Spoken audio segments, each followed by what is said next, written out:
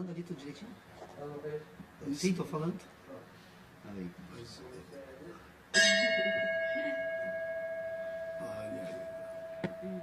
Bem, nós estamos iniciando a nossa reunião hoje, num dos dias mais frios do ano, né, Dr. Pedro Osório?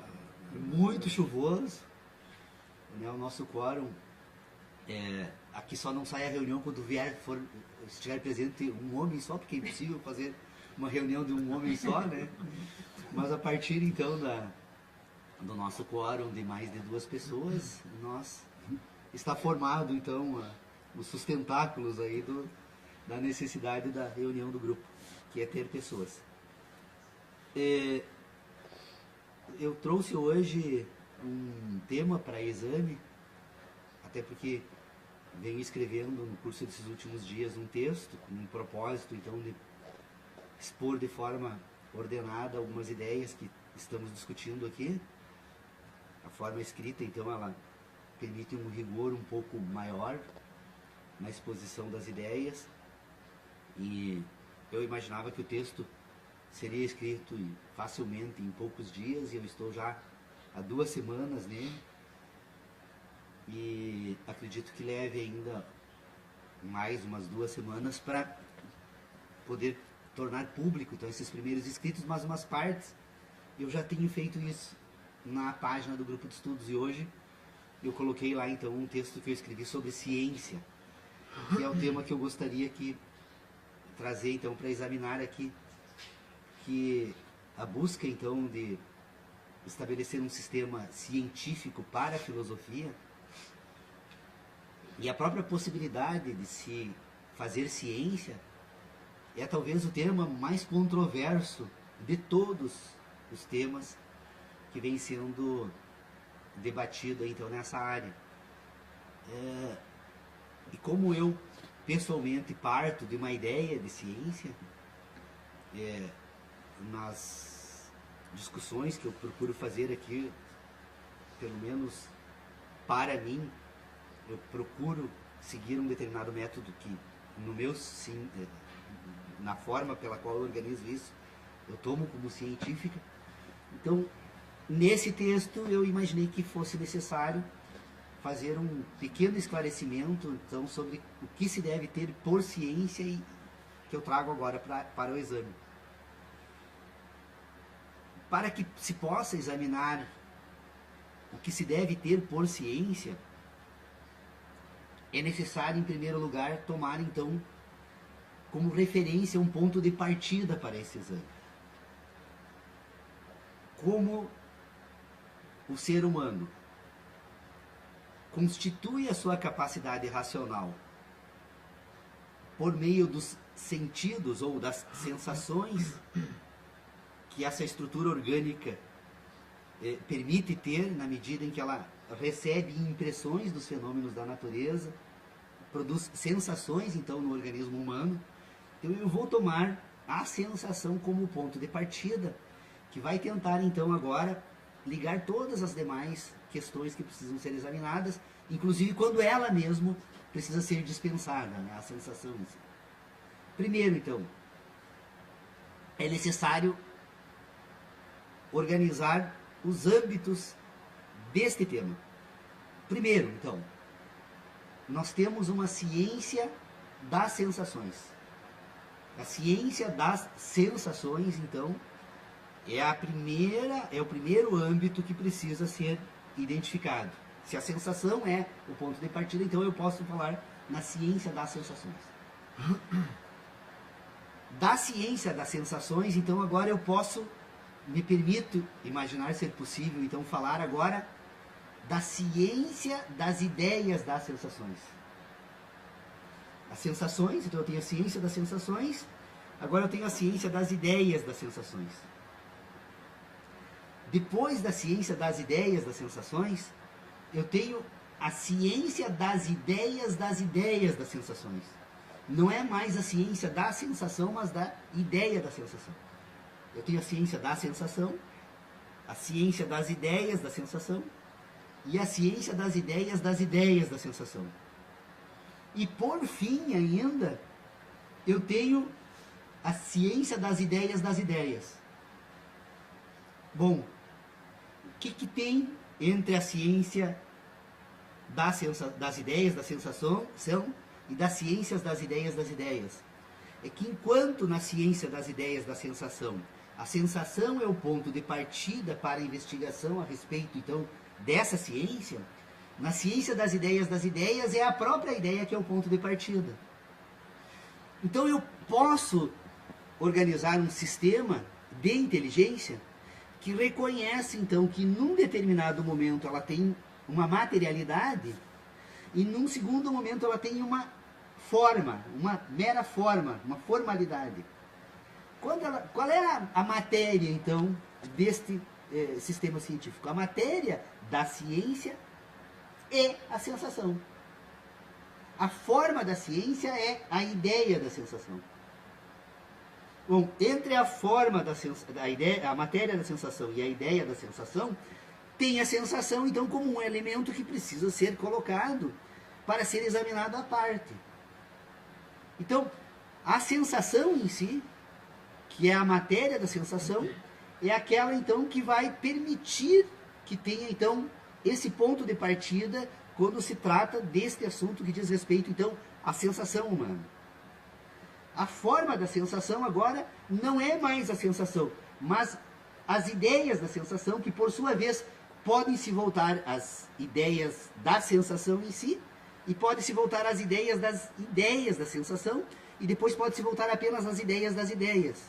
O que muda entre um âmbito científico e o outro? É que com isso é possível perceber que há um ambiente na inteligência humana que ela se relaciona apenas dentro desse sistema de inteligência. Por que isso tem importância, do seu ponto de vista, de estabelecer o que nós temos por ciência? Porque a ciência agora ela vai precisar apontar outros caminhos que vai permitir sair desse círculo que vai ficar resumido unicamente a esse ambiente, então, de sensação. É que, na verdade, a sensação em si, ela não é algo que se apresenta como unitária, como única. Ela se apresenta sempre como um processo em curso no espaço. Tudo aquilo que produz sensação no homem, como sensação, então, que produz ideia de sensação, essa ideia de sensação, com o auxílio da sensação, e a relação que essa sensação estabelece agora fora do organismo, que é o universo fenomênico, é o mundo em que ele vive, e que, portanto, todo esse universo está permanentemente a produzir sensações, é possível agora, a partir disso, criar, então, uma estrutura formal dessa ciência e uma estrutura material. A base material, aliás, a estrutura formal e a base material. A base material, então, da ciência será sempre uma sensação que se apresenta num sistema de relacionamento como uma sensação de um fenômeno em curso no espaço. O universo fenomênico é uma mudança objetiva permanente, ou seja, todo o universo se move segundo causa que desconhecemos e consequência que desconhecemos mais ainda, né? Mas há um processo em curso no espaço. Esse processo em curso no espaço produz sensações no homem, e a capacidade humana, então, de produzir agora ideias de sensações, e de ideias de sensações, e depois de ideias, essa capacidade, então, que volta agora para esse ambiente todo, ela relaciona sensações no espaço. Então, esse sistema de relacionamento de sensações no espaço é que vai constituir a base formal da ciência. O que é a base formal? É o sistema de relacionamentos que esse sistema de inteligência produz para se voltar para esse próprio sistema enquanto ciência. E depois, esse sistema de relacionamentos que se opera no espaço, que constitui a base formal da ciência, tem uma base material. Qual a base material? A sensação. Qual a sensação? Bom, agora vamos para a ciência da sensação, então, para, ordenando essa sensação no espaço, determinar como esses processos ocorrem. Então, todo o processo científico, em verdade, ele tem uma base que tem início na sensação e uma outra final que se dá nas ideias das sensações. E entre esse ambiente e o outro, então, a ordem desse ambiente é que pode ser denominada de científica. No entanto, toda vez que esse ambiente for ordenado sob o signo da ciência, é preciso levar em consideração que, sob o ponto de vista agora dos fenômenos da natureza, esse sistema de ideias, eles são apenas representações. O universo fenomênico se representa nesse sistema de ideias. E, portanto, tanto o universo fenomênico como o sistema de ideias, eles não têm uma materialidade. Embora a materialidade que produz essa capacidade, essa relação entre um e outro é apenas de representação. Então, tudo aquilo que nós constituímos nesse ambiente de representação de fenômenos sob signo da ciência, na verdade, não passa de um sistema de crenças. O homem acredita que algo ocorre de certa forma, constitui um sistema de ideias a respeito disso, e na medida em que estas ideias que o homem constitui, sob o signo então de conhecimento científico, se reproduzem na sequência de fenômenos que dão na natureza, essa correspondência constitui então aquilo que se denomina ciência, mas sistematicamente novas descobertas são produzidas entre esse mundo da sensação e o das relações, a fazer o quê? Fazer com que o homem reformule a sua ciência. Então, nós temos nesse ambiente então que vai da sensação às ideias, nós temos um ambiente então das verdades humanas. As verdades humanas são aquelas então que produzem ideias a partir da sensação, é uma relação direta entre a sensação e a ideia. Essa correspondência entre a sensação e a ideia constitui esse sistema de ideias no homem que vai formar aquilo que ele tem por verdades.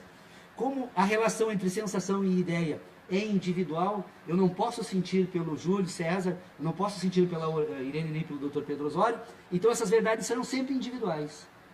Como relação entre sensação e ideia do indivíduo, ele constitui agora um ambiente que nós vamos denominar depois, mais tarde, também de conhecimento. Os conhecimentos que ele acumula a partir das sensações, das ideias produzidas pelas sensações, compõem aquilo que o homem tem como conhecimento. Esse sistema de conhecimentos agora do homem vai lhe permitir constituir um sistema de expectativas, que nós também podemos chamar de crenças. Essas expectativas e essas crenças, então, agora, são as expectativas que o homem tem a partir das suas verdades. Então, nós temos verdades e temos crenças. Mas esse homem que tem verdades e tem crença, também agora ele tem um ambiente que é o ambiente das suas certezas. Que ambiente de certeza é esse? É o ambiente das relações que ele estabelece para relacionar crenças e para constituir crenças a partir das suas verdades. Então, nós vamos constituir agora um sistema de relacionamentos de ideias que não tem relação com a sensação. Que ideias são essas? A matemática é um exemplo. Quando nós constituímos um sistema daquilo que nós denominamos agora de ideias matemáticas, essas ideias matemáticas, elas são relações de ideias entre ideias que não precisam da sensação agora para serem constituídas. Alguém diria que a matemática é um conhecimento? Não é um conhecimento. A matemática é um sistema de ideias. Por quê? Porque os conhecimentos estão sempre vinculados às ideias constituídas a partir das sensações. Por isso que é necessário distinguir ideia de conhecimento. Por quê? Porque enquanto os conhecimentos são produzidos pelas sensações, que vão produzir ideias de sensações, depois a possibilidade de produzir ideias de sensações, no sistema de ideias puras, nós não precisamos de sensação alguma. Portanto, elas são ideias apenas. O dia que elas se constituem em conhecimento é no que ela se relaciona com qualquer... Toda vez que a matemática for utilizada para contar grãos de areia, moedas, casas, edifícios, automóveis, agora as ideias matemáticas não são mais puras ideias, mas são conhecimentos porque elas se associaram ao mundo da natureza. E elas, ao se associarem ao mundo da natureza, elas constituem um porto seguro. Olha a palavra de porto. Com essa chuva e quase um dilúvio, né? É bem apropriado, mas elas vão se constituir então num ponto de referência agora seguro que vai constituir as certezas humanas. Então vocês percebam que nós temos um ambiente de inteligência que tem a verdade, que é individual. Então as verdades são sempre individuais. Nós temos um ambiente de inteligência que constitui crenças que são coletivas, e nós temos um ambiente de inteligência que constitui certezas que são universais. Se nós pudéssemos falar na verdadeira e pura ciência, a pura ciência é a ciência das ideias. Neste ambiente predomina a mais absoluta ordem. A ordem é absoluta nas ideias das ideias. Nós começamos a ingressar no ambiente do caos, quando começamos a investigar não apenas as ideias das ideias, mas as ideias das sensações. Porque as ideias das sensações, se as ideias das sensações já nos causam perplexidade, muitas vezes nos colocamos em dúvida daquilo que realmente estamos sentindo, né? Se isso já nos coloca em dúvida, imagina agora a dúvida que vai assaltar o espírito humano quando não for a ideia da sensação, mas a ideia da sensação. Com o fator do tempo e as transformações que esse complexo de inteligência sofre, as ideias da sensação, elas acabam praticamente se perdendo, né? As nossas memórias se perdem, mas não perdemos jamais as relações. Embora a memória, a ideia da verdade, ou a ideia da sensação que constitui a verdade, ou a verdade como um elemento racional desapareça com o tempo, as relações que ele produziu nessa estrutura orgânica jamais desaparecerão. Essa é a razão pela qual, da importância de... agora eu vou fazer um pouco de pregação aí, já não estou mais falando de ciência, né? Mas essa é a razão pela qual é de fundamental importância que os indivíduos, nos primeiros momentos da sua existência na vida, consigam estabelecer relações de afeto com a mãe, com o pai, com os irmãos, com a família corporal, porque ela vai constituir um sistema de relacionamentos que, embora se perca na memória das verdades, vai constituir todo o sistema de relacionamento que vai formar esse indivíduo. Por isso que a violência gera violência, o afeto gera o afeto. Queremos uma sociedade, um mundo melhor, vamos dar afeto. Feita a pregação e exposta algumas ideias, com o propósito de ciência, assim, eu imagino que realmente, assim, essa reflexão essa semana para mim foi muito interessante, porque não que eu tenha conseguido qualquer ganho novo do que eu já obtive quando escrevi aquele texto, O Ambiente Sintético da Ciência, mas me parece que foi possível ordenar um pouco melhor essas ideias, para poder expor essas ideias, porque elas são fundamentais. A ideia de ciência, na verdade eu não prefiro não usar, estou fazendo um esforço, o texto está me consumindo, exatamente por a necessidade de rigor que eu estou tentando seguir ao escrever esse texto. Eu não quero fazer uso da ideia de ciência, porque, na verdade, a ciência, ela se constitui como uma instituição muito mais ampla do que pura ideia. Ela é também orgânica, porque a sensação em si faz parte desse processo todo. Então, por isso que é necessário falar da ciência das sensações. A ciência da sensação é puramente orgânica. É aquela que o sistema heptoanimal de inteligência recebe, então, como um instrumento agora da sua ação, tanto orgânica, né, no sentido de orgânica direta, como nas ações orgânicas indiretas. Porque essa ciência da sensação é o que relaciona essa estrutura orgânica com o universo todo. A ideia da sensação agora é um segundo momento dessa inteligência em que essa relação não é mais de natureza orgânica, agora ela é relacional, porque ela vai constituir uma ideia.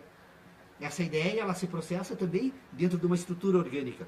É que é possível separar, então, essa estrutura orgânica em dois âmbitos. Primeiro, a estrutura orgânica enquanto um todo que se relaciona com o universo todo, e depois uma estrutura orgânica que tem uma parte dela que se relaciona com o universo todo e com ela mesma, que é o sistema nervoso central, o cérebro humano, essa estrutura sináptica, né, que na medida em que recebe essa impressão, produz agora um sistema de relacionamentos sinápticos. O cérebro, então, relaciona diferentes regiões, e através de sinapses, que são produzidas pelas essas cadeias elétricas, que chegam até o cérebro, então, produzidas pela natureza fenomênica. E esta sensação, então, que na verdade não é nada mais, nada menos do que impulsos elétricos ordenados por esse sistema nervoso, né? Ele vai produzir agora dentro do cérebro humano relacionamentos. A sensação em si que se incorpora em toda essa estrutura orgânica, sabe-se lá o que esse organismo faz com toda ela. Nós temos ciência de apenas uma parte, né? A causa inicial, como se diz, e a consequência final não é algo explicável, pelo menos por nós ou na filosofia, mas é necessário e é possível perceber que essa estrutura orgânica, ao mesmo tempo que se relaciona com o universo todo, ela se relaciona consigo mesmo ao desenvolver esse sistema de inteligência que é a ação humana. A ação humana que se projeta agora para fora dessa estrutura orgânica. Porque tem uma ação humana que é natural e que se projeta para dentro dela. E essa que se projeta para dentro da estrutura orgânica é que permite, então, que ela se reproduza celularmente. Essa estrutura orgânica está permanentemente se reproduzindo na sua estrutura celular, e ao mesmo tempo que essa estrutura orgânica está permanentemente se reproduzindo na estrutura celular, ela está permanentemente agora se ordenando para permitir que essa ordenação da estrutura celular permita agora a projeção para fora. Então nós temos uma ação direta e uma indireta. A endógena, então, que é comandada por essas duas instruções da vida, da reprodução e da sobrevivência, e esta exógena que se projeta para fora e que ela só é possível porque ela relaciona as sensações do espaço. Se nós colocamos um espelho, né, na nossa escada e vamos descer a escada tentando usar das referências visuais que nós comumente usamos para nos locomover na natureza, nós provavelmente vamos estar atrapalhados, porque o relacionamento das sensações do espaço que o espelho me faz produzir nessa estrutura que está habituada a proceder de uma outra forma, atrapalha. Então, ela com o tempo, provavelmente, a pessoa vai desenvolver outros referenciais que vai permitir andar na escada com o espelho da mesma forma que andava nas outras escadas. Mas as primeiras ações nesta escada, quando a estrutura orgânica entrar em ação para pôr em ordem, ela vai ter que perceber que ela tem todo um outro sistema para ser utilizado. Doutor Pedro Osório, acho que o senhor já deve ter ouvido falar de algumas experiências que a ótica faz, que o indivíduo coloca um espelho, coloca um óculos que põe o mundo de cabeça para baixo, e ele fica utilizando esse óculos por um determinado tempo, e no momento, sem nenhuma razão aparente, normal, o cérebro vira o mundo de volta de cabeça para cima. Ou seja, o cérebro naturalmente se estrutura e põe em ordem aquele sistema de relacionamento, que é o que ele utiliza para se movimentar. Então, pode que eu esteja falando algo que... Mas eu já ouvi esse exemplo tantas vezes que tomo por verdadeiro. Não fiz a experiência, não sei se é real, mas ela tem sido apresentada como uma das grandes façanhas do cérebro humano, essa capacidade natural de ordenar o mundo de uma certa forma para permitir, então, que essa estrutura orgânica possa fazer uso dessa habilidade que é a visual. Então, é apenas uma... eu postei esse texto sobre ciência lá na página do grupo, quem quiser dar uma lida. São 3 parágrafos, né? Não é nem... Imagina que, dado a exigência que eu me coloquei para escrever, sem expor ideias desnecessárias, e nem entrar em contradição interna no texto, né? Então eu escrevi apenas, não 4 parágrafos, para ser mais preciso. Mas eu acredito que é um guia para que cada um possa ler, lendo esses textos, refletir sobre esse assunto, porque ele é um ponto de partida da ciência. É impossível falar sobre ciência sem ter noção de como se tratar com esses âmbitos dessa inteligência, né? Que é o que vai permitir, ao fim e ao cabo, a constituição da razão humana, que ela tem uma origem que parte do universo para o particular, o indivíduo, o homem, né? Ou seja, a razão humana ela só é possível porque, percebendo-se a existência, então, desse processo em curso no espaço, na medida em que o homem ordena esses processos em curso no espaço a partir das sensações, ele constitui aquilo que ele tem como seu mundo. E na medida em que o homem ordena as sensações entre si agora, ele constitui aquilo que ele tem como a sua razão. Então, as sensações ordenadas entre si constituem a razão humana, o universo ordenado por sensações constitui o mundo. Então, a sensação é sempre o ponto de referência que vai permitir a filosofia agora ser constituída como ciência. Dentro do mais absoluto rigor que a ciência exige para ser admitida como tal. A filosofia pode ser pensada sob um prisma científico. E o ponto de partida da filosofia, então, não é dizer o que é a sensação, mas o que a sensação permite constituir num sistema de inteligência. Qual o papel dela num sistema de inteligência? Eu jamais falei aqui do gosto de algo, da cor de algo, do cheiro de algo, ou da superfície de algo. Eu não estou falando das sensações em si. Eu não estou dizendo o que elas representam para o indivíduo enquanto sensações. Em alguns indivíduos, as sensações desordenadas provocam distúrbios, né? Em alguns indivíduos, essas sensações ordenadas provocam o nirvana, né? Mas entre o nirvana e o distúrbio está uma ordem, em que numa parcela considerável o indivíduo tem a capacidade de agir, e noutra parcela considerável ele é simplesmente um objeto. A natureza é que vai constituir esse indivíduo. A forma dele constituir esse sistema de relacionamentos orgânicos nesse universo, desde o momento em que ele se apresenta como estrutura orgânica, vai determinar depois a forma com que ele vai relacionar esse universo todo. A necessidade de uma... E aí, então, para encerrar, como dizia o nosso querido e saudoso amigo Dr. Léo Fetti, né? Nós deveríamos usar o método dos acadêmicos de Atenas, que qualquer pessoa poderia falar o tempo que quisesse, desde que falasse numa perna só. Eu já estou sentado, você já deve ter percebido o porquê. E o pior, coitado, em pé, né? Diz, não, fala, eu gosto de fazer discurso. Eu digo, não, o tempo que tu quiser. Em uma perna. Mas a propósito disso, quer dizer, olha, é uma cadeia, não, que montasse e que encontrasse explicação para formar esse tecido. Né? Mas me parece que isso tudo conduz a um ponto de partida. Se nós estivéssemos começando agora, então, noções rudimentares sobre a vida, sobre os camponeses, né? Habituados à nossa vida campeira ou da colônia, e que resolvêssemos nos unir, nos aproximar para conversar. Compadre, como é que está a Polânia? Comadre, está bem? E o afilhado, e aquela conversa, né? Ambiental lá. Né? E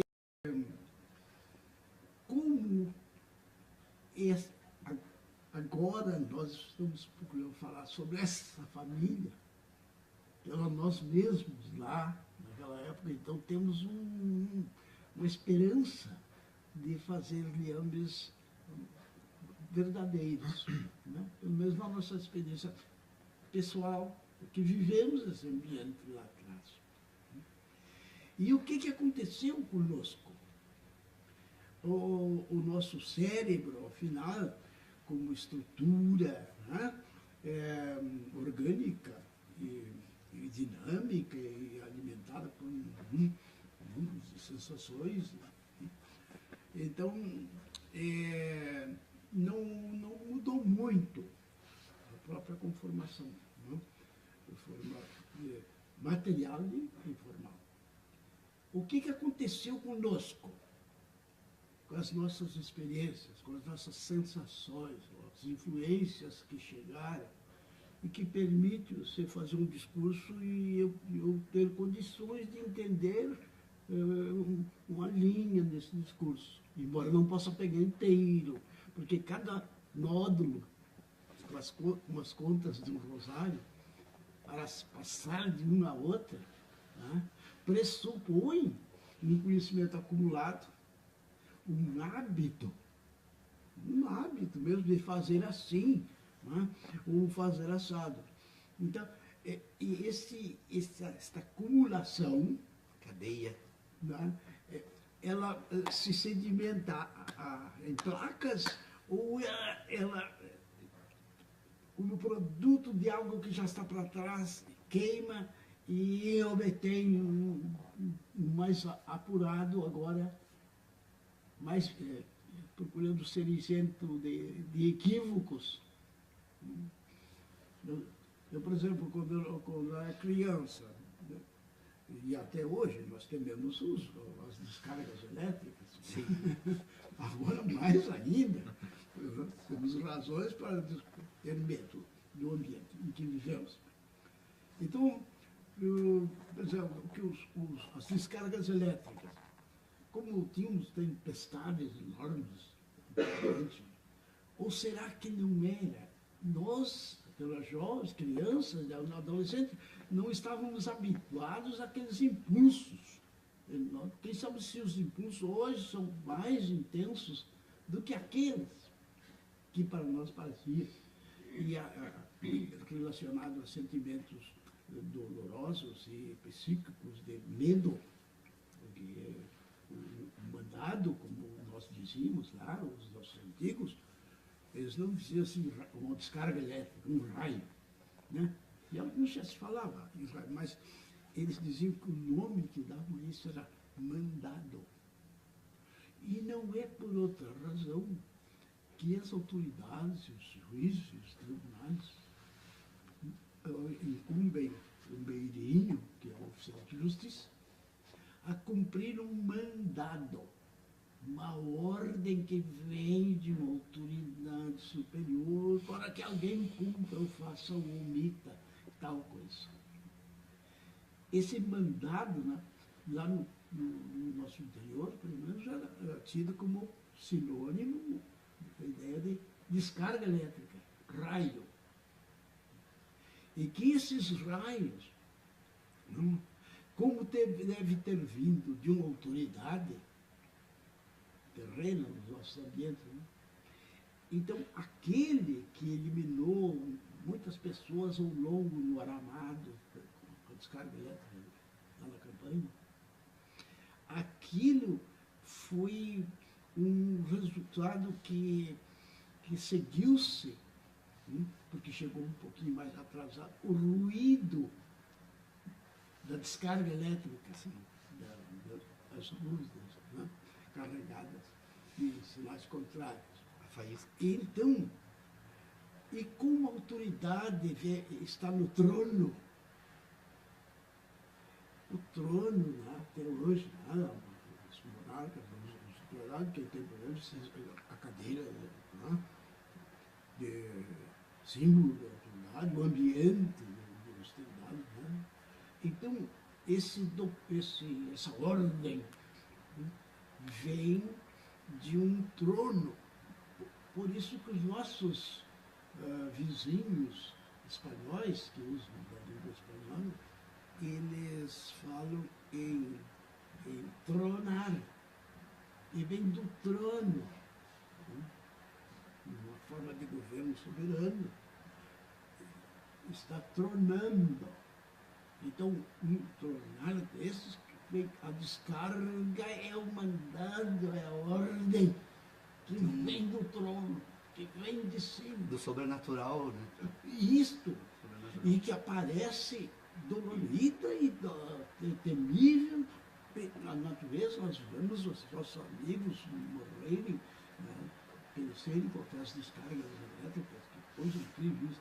Então, uma associação assim gera hábitos, e esses hábitos se manifestam agora não no devaneio, mas se manifestam como cultura e como ações mesmo, no sentido físico da ocorrência.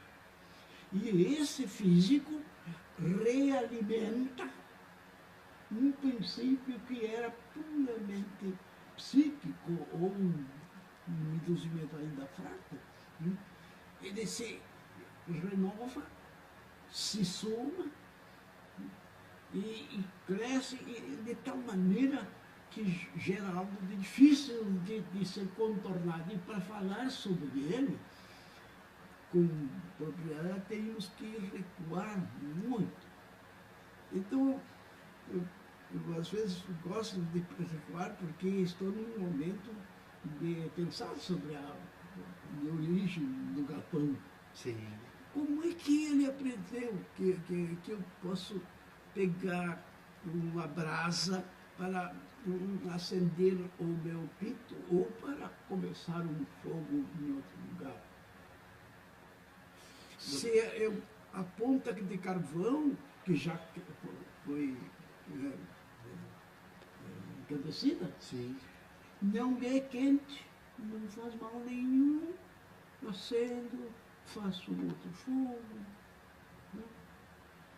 Isso quer dizer, é um péssimo condutor de calor, o carvão, e um excelente condutor de eletricidade. Por isso, aos pés do galvão, eu estou mais exposto a uma descarga elétrica do que em outro lugar. sim. Porque eletricidade, sim, o carvão é incrível, né? Como ele é apto de nós, da natureza. E nós temos muito carbono, né? Porque a sensibilidade, por que eu estou falando disso? Mas isso é uma coisa muito dura, muito primitiva, assim, falando sobre a natureza, né? Mas é disto, as sensações, o que são as sensações? na grande maioria delas. Todos São elas sentidos, nós pulsos elétricos estamos aqui produzidos pela... falando sobre essas coisas, não é? Quente, frio, morno, palavras agora, discurso, linguística, substituindo fenômenos palpáveis, perceptíveis, por palavras. por ideias. Palavras para falar sobre ideias. Para expressar as ideias, né? Expressar as ideias. Ideias que voltam para as próprias palavras Sensações. em círculos viciosos Pois é, mas aí, de doutor Pedro, reforço. é que na verdade... Agora já não é mais o envio, é o reforço, o resultado do reforço já é o 2 ao quadrado. E a matemática. Mas, que não doutor Pedro precisa. Osório, mas aí eu acho que reside o grande equívoco da filosofia da linguagem. E basta assim, ó, porque o grande problema da filosofia da linguagem é que ela desconsidera esse primeiro momento da constituição da inteligência, que é a sensação. Não há, a sensação é que torna o ser humano racional. Na medida em que ele consegue pôr em ordem o sistema de sensações, é que ele vai constituir um sistema de ideias. As ideias, na verdade, são relações que o indivíduo estabelece agora com ideias, né? E também com sensações. Ela tem e esse foco... Nós temos dois níveis de sensação que me parece que tem várias coisas, Sim. não estou pondo, mas só sensações. Então, ó, sinal de chuva, né? Estamos ouvindo um ruído muito Característico da chuva. que bem pode não ser. Aham. Tá? Pode. Poderia não ser. Eu não Pode tenho ser dúvida que está chovendo. Nenhum de nós aqui tem essa dúvida. Mas ela é pensável. Estamos autorizados a não ter a dúvida. Não é isso? Nós podemos ter. E se não fosse, se fosse um registro sonoro apenas, uma gravação Sim. que tem que ser feito, Uma pessoa que tem sido e que introduzida lá nessa fora sala, está um sol vindo do- radiante, uma coisa maravilhosa. É. E esse ruído aí, é chuva. Isso é característica de chuva. Então, para nós, isso é o quê? Chovendo. Sensação. Esta sensação que nós temos é verdadeira, embora o objeto a que Aí sim. ela esteja apoiada A sensação é verdadeira. seja uma imitação. a sensação é verdadeira, a ideia da sensação pode não ser. Essa é a distinção. E então aí que entram essas correntes filosóficas do idealismo, Porque a ideia se comunica sempre com crenças. do empirismo, né, do apriorismo e de tantos ismos que vivemos assim. Quanto mais nos reunimos para conversar, mais encarregamos-nos próprios de recolher impressões, né, nossas, que já, ao sair daqui já não somos mais os mesmos. Em parte ainda continuamos, ainda bem. Mas algo novo Doutor Pedro, se incorporou. essa semana na televisão eu assisti um programa da National Geographic sobre uma serpente. Essa serpente, ela, quando ela é acuada, que ela vai ser tem um felino que come ela, quando ela se sente acuada, né, por esse felino, que ela não consegue intimidar o felino, imediatamente ela se vira, põe a barriga para cima, abre a boca e exala um odor como se ela estivesse morta. E quase sempre essa estratégia dá certo, o felino abandona, os animais não comem outros animais mortos, especialmente quando já exalam, né, odores da putrefação. Então essa é a estratégia dela para se defender nesse momento de ataque. Aí a matéria foi adiante, os responsáveis pela matéria, para investigar então se ela aprendeu essa estratégia na existência dela, ou qual a origem dessa estratégia. E eles vão então ao ninho dessa serpente. E no ninho dessa serpente, então, não sei se eles introduzem, mas ele é introduzido um camundongo logo após o nascimento dos filhotes, nos ovos, né? E aí, então, o filhote sai do ovo e quando ele se depara por aquele camundongo, o que o filhotezinho faz? Vira de barriga para cima e exala o odor como se estivesse podre. Então eu pergunto para vocês, há uma demonstração mais evidente da existência de inteligência nesses animais? Nós seríamos estúpidos se não reconhecêssemos a existência de uma inteligência. Que inteligência é essa? Essa inteligência é natural. É a mesma que permite o João de Barro, depois de sair do ovo e desenvolver as suas capacidades orgânicas, construir uma casa de barro sem que nunca tenha frequentado uma escola para fazer isso. Que permite as abelhas produzirem os favos. Então, há um sistema de inteligência na vida. Como ela se estrutura, o que forma essa inteligência, a mim não tenho a menor... não é que eu não tenho o menor interesse. Eu sei que não tenho condições de responder, então eu já abandono essa investigação, mas eu tenho que reconhecer que ela existe. Bom, se ela existe nessa serpente, no João de Barro, que constrói a casa, e nos pássaros que constroem os seus ninhos, e tantas demonstrações extraordinárias que presenciamos na natureza, se ela existe, é de se admitir, seria uma estupidez não fazer o mesmo, de reconhecer que ela também existe no ser humano. Então essa inteligência, que é a mesma da serpente, da ave e de tantos outros animais, ela precisa ser separada para reconhecer que ela existe. Então há algo no organismo humano que age de forma natural. Essa inteligência que permite, então, o primeiro indivíduo lá descobrir que o fogo ou que o carvão não queima, ela se incorpora com o passar dos tempos na inteligência dos demais indivíduos, ao ponto de não precisar mais ensinar. Os animais que se alimentam da natureza, os próprios seres humanos, em determinadas regiões remotas, né, eles, de uma forma quase que natural, sabem quais são as plantas que podem ser consumidas e quais que não podem. Então, nós temos uma inteligência de sentidos. É necessário reconhecer que ela existe. E essa inteligência de sentidos, então, ela relaciona determinadas questões na natureza, independentemente da nossa vontade, independentemente da nossa ação, independentemente daquilo que pensamos sobre a nossa vontade e sobre a nossa ação. E, então, é possível, agora estou levantando uma hipótese, então, para tentar apontar, então, para algum caminho, é possível que haja, então, um sistema de relações orgânicas com os elementos da natureza e com os demais organismos da natureza, que se estruture dentro de um âmbito que, não, por não atingir as sensações humanas, nós não temos a capacidade de ter ciência disso.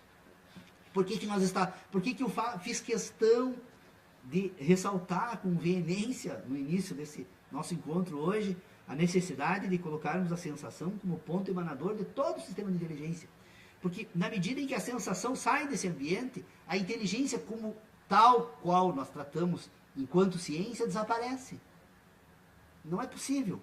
Então é provável e possível, e devemos trabalhar com a possibilidade de que isso seja possível, que haja um ambiente de relacionamentos entre todos os elementos do universo que o homem, por não ter sensação, desconheça. Ele não pode ter ciência de algo que não produz sensação. A ciência é um sistema que relaciona as sensações. A ciência é aquela que constitui a razão. É a ciência das sensações que vai constituir o sistema que vai compor a razão humana, que vai permitir a razão humana se tornar racional ao ponto de agora poder se emancipar desse momento de produção para se voltar para ela mesma. Porque se as sensações vão, na medida em que excitam a capacidade sensível do homem, provocam essa capacidade, essa competência de relacionar, ela excita e provoca. Ao provocar essa competência de relacionar, esse sistema de relacionamento relaciona as sensações e ao se tornar racional, a relacionar sobre si mesmo agora, então, ele pode abandonar as sensações. Por isso que nós temos um ambiente agora de ideias, que não são mais ideias de sensações. Porque as ideias de sensações é que emancipam as ideias ao ponto de permitir que elas se voltem para elas mesmas. Então, se nós temos um sistema de inteligência racional, ele faz parte, natural, é ele que vai compor, em grande parte agora, essas relações que as ideias produzem. Uma outra parte é a cultura que faz. O desenvolvimento dos sistemas morais que é o que torna, então, é o sistema sobrenatural, está acima, então, da natureza. O desenvolvimento de sistemas morais que compõem o sobrenatural humano agora, esse sobrenatural, ele pode agora buscar se coordenar com essa inteligência de sentidos, ou pode negar essa inteligência de sentidos. É o que nós fazemos na nossa educação com a sexualidade, é constituir um sistema moral para negar a sexualidade, para negar todos os impulsos sexuais do indivíduo, sob a crença de que o impulso, a busca do prazer sexual e da reprodução nas sociedades humanas de indivíduos é a responsável dos grandes conflitos humanos. Como a busca da reprodução, então, e o atendimento desse comando da natureza é o responsável pelos conflitos, então vamos desenvolver um sistema moral que tenta agora submeter todo esse sistema que é natural. Então, a submissão do natural ao sobrenatural, na verdade, é o que compõe aquilo que nós chamamos de moralidade humana. A moralidade, então, é de natureza sobrenatural. Por isso que nós temos um sistema de inteligência que nós sempre dividimos em um sistema moral. E esse mesmo sistema de inteligência, que tem um ambiente da moralidade, ele tem agora um ambiente da ação como tal, e tal se apresenta no âmbito da natureza, ao ponto de nós podermos separar agora esse outro ambiente como o ambiente da ética. A ética coordena as ações e a moral coordena as ideias. Por isso que os indivíduos também desenvolvem na sociedade civilizada sistemas morais que não correspondem ao sistema ético. Eu citei um exemplo aqui, num dia desses, do indivíduo que se imagina com um sistema de inteligência que pensa, se for discutido com qualquer um de nós sobre as ideias que ele tem sobre as suas relações e a sociedade, ele vai concordar, todos nós vamos concordar, mas sai ali, compra numa loja e compra sem nota, ou para obter um preço menor, ou porque simplesmente não tem uma ética que não corresponde à sua moralidade. Então, o fato do indivíduo comprar sem nota fiscal é uma ação e, portanto, um ambiente ético, né, que muitas vezes se contradiz com o ambiente moral e o ambiente das ideias. Por que é possível ao ser humano isso? Por que isso é tratado com naturalidade? Porque naquelas questões da natureza que são muito mais relevantes e que são impostas pela própria natureza, o homem também nega. Então, quando ele nega isso, ele nega qualquer outra coisa. A ética depois se divorcia da moral e nós temos então um ambiente em que elas convivem absolutamente em harmonia, uma contrariando a outra. O ambiente da ética é o mais importante de todos, porque é o das ações, é o que revela o que é o indivíduo mesmo, é a sua ética, né? Porque o ambiente da moralidade é um ambiente absolutamente maleável, né? Ele se adequa, inclusive, à moralidade que o indivíduo tem na sua sexualidade, no âmbito da sociedade e da família é uma. A moralidade que ele tem entre homens é outra. A moralidade que esses homens têm depois na sua vida da natureza é outra completamente diferente. As mulheres, eu estou falando homem no sentido geral, né? Inclui todo homem e mulher. Então vocês percebam que a ética humana, ela é natural e ela se apresenta tal como é em diferentes ambientes. O ambiente da moralidade, ela busca uma certa universalidade, né? Sempre que se trabalha no ambiente moral, ele não é um ambiente natural, ele é um ambiente sobrenatural. E é ele que vai agora constituir esse ser civilizado, né? Que por ser civilizado, então ele é um ser, é sujeito a um sistema de ideias. Por isso que a filosofia busca muito a ideia de sujeito. Porque para a filosofia, o sujeito é sujeito quando se submete, né? E ele se submete ao quê? Ele se submete a um sistema de ideias. A filosofia é um sistema moral. A filosofia tal qual existe hoje, ela é um sistema puramente moral. Embora ela trate da ética enquanto um objeto de estudo, a ética em si foi abandonada pela filosofia desde que as primeiras ideias sobre a razão humana começaram a ser desenvolvidas com Kant. Aliás, David Hume faz esse alerta lá nas investigações acerca do entendimento humano, quando ele alerta que há um âmbito da filosofia que imagina que a ação deve ser o centro de todo o seu esforço e investigação, e outro que imagina que que o entendimento humano é o centro de toda a investigação e todo o esforço da filosofia. O que fez o filósofo moderno, contemporâneo, né, foi abandonar o ambiente da ação, o ambiente da ética, e desprezando, porque era necessário submeter um homem a um sistema de ideias. E esse sistema de ideias, a busca desse sistema de ideias é da perfeição lógica.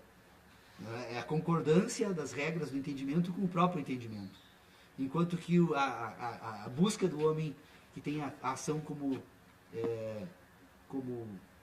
ponto central da sua atividade, é aquela que busca concordar a ação do homem com a ação do homem, né? Com os sentidos e com a sua existência na natureza. Então, creio que nós estamos vivendo um fim de um ciclo. Eu não tenho a menor dúvida que talvez as discussões que nós estejamos fazendo aqui venham a contribuir de forma definitiva para resgatar essas ideias que foram abandonadas lá nesse período da história da filosofia, porque a sociedade humana, de posse agora de competências funcionais muito mais avançadas sobre a existência e a convivência humana, ela já não deixa mais levar simplesmente por um sistema de ideias, né? Ela agora cobra nas ruas um sistema de ações. É por isso que não se aceita mais dizer que a saúde vai bem, que a segurança está bem, que o Estado é de homens honestos e probos, né?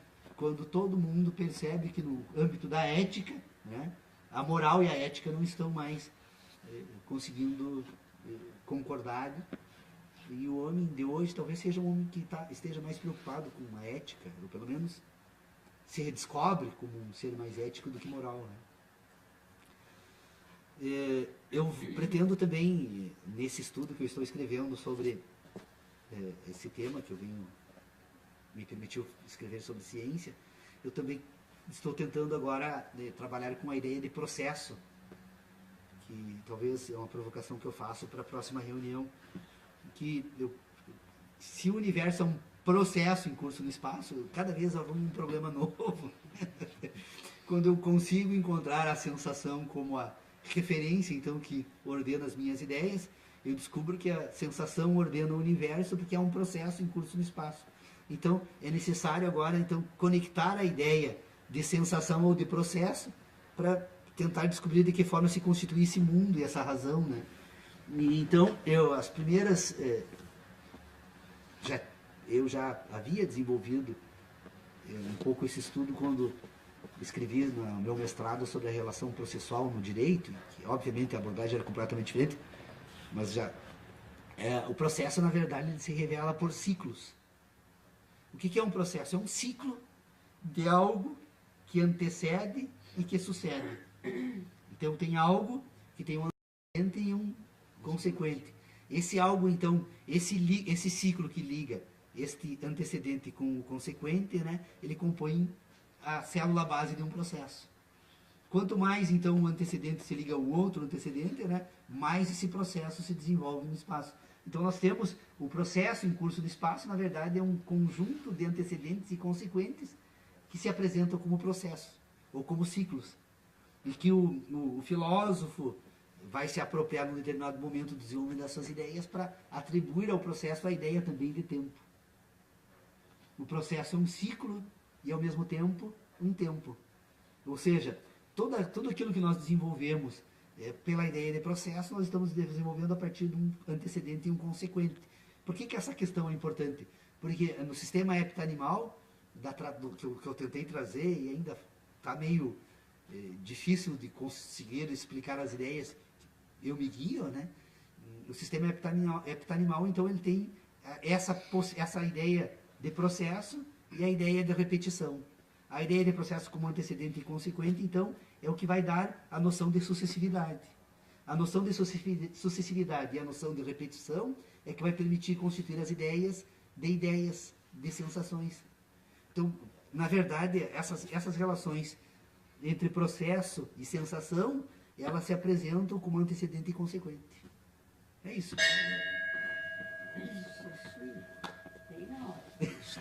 Ainda bem, obrigado, Lucas, que me salvou.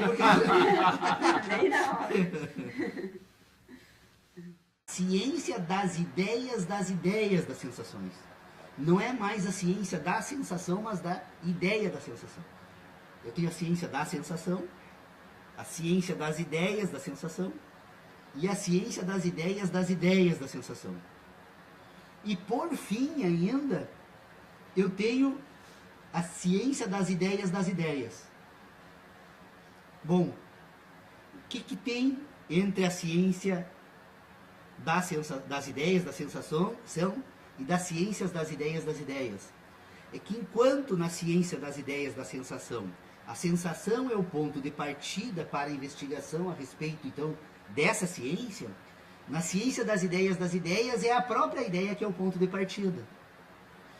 Então eu posso organizar um sistema de inteligência que reconhece, então, que num determinado momento ela tem uma materialidade e num segundo momento ela tem uma forma, uma mera forma, uma formalidade.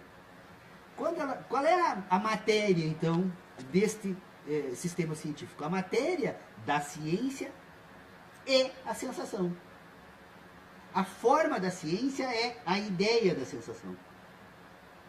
Bom, entre a forma da ideia, a matéria da sensação e a ideia da sensação, tem a sensação, então, como um elemento que precisa ser colocado para ser examinado à parte. Então, a sensação em si, que é a matéria da sensação, é aquela, então, que vai permitir que tenha, então, esse ponto de partida quando se trata deste assunto que diz respeito, então, à sensação humana.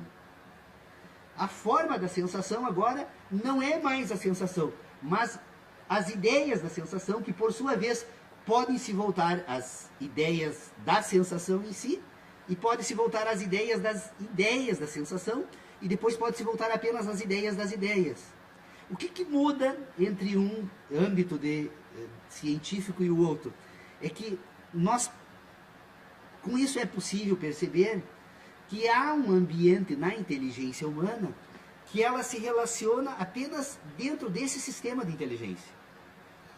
Por que isso tem importância, do seu ponto de vista, de estabelecer o que nós temos por ciência?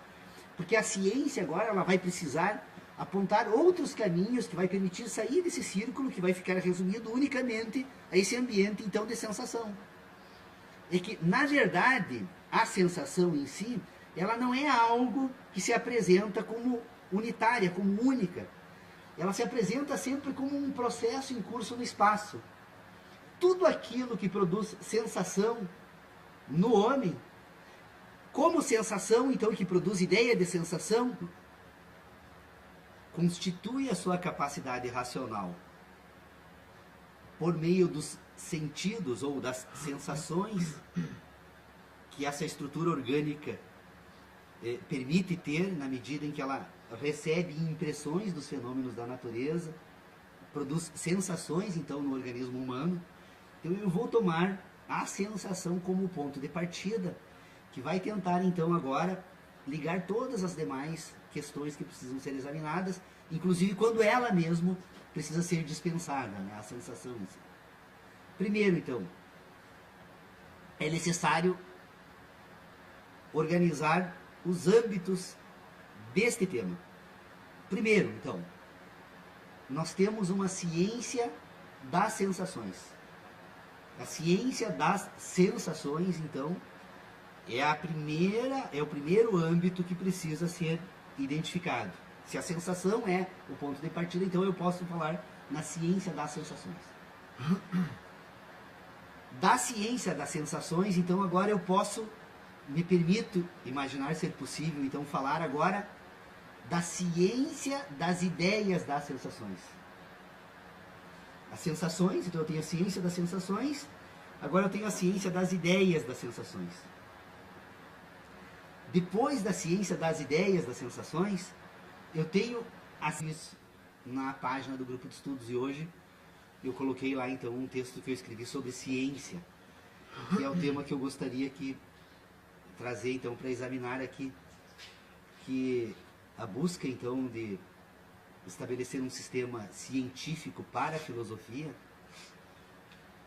e a própria possibilidade de se fazer ciência é talvez o tema mais controverso de todos os temas que vem sendo debatido então nessa área. E como eu pessoalmente parto de uma ideia de ciência, nas discussões que eu procuro fazer aqui, pelo menos para mim, eu procuro seguir um determinado método que, no meu sim, na forma pela qual eu organizo isso, eu tomo como científica. Então, nesse texto, eu imaginei que fosse necessário fazer um pequeno esclarecimento então, sobre o que se deve ter por ciência e que eu trago agora para o exame. Para que se possa examinar o que se deve ter por ciência, é necessário, em primeiro lugar, tomar, então, como referência um ponto de partida para esse exame. Como o ser humano... Funcionando ali tudo direitinho? Sim, estou falando? Aí.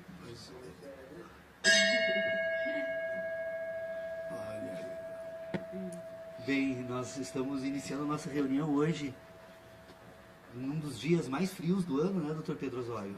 Muito chuvoso, né, o nosso quórum, aqui só não sai a reunião quando estiver presente um homem só, porque é impossível fazer uma reunião de um homem só, né? Mas a partir então do nosso quórum de mais de 2 pessoas, está formado então os sustentáculos aí da necessidade da reunião do grupo, que é ter pessoas.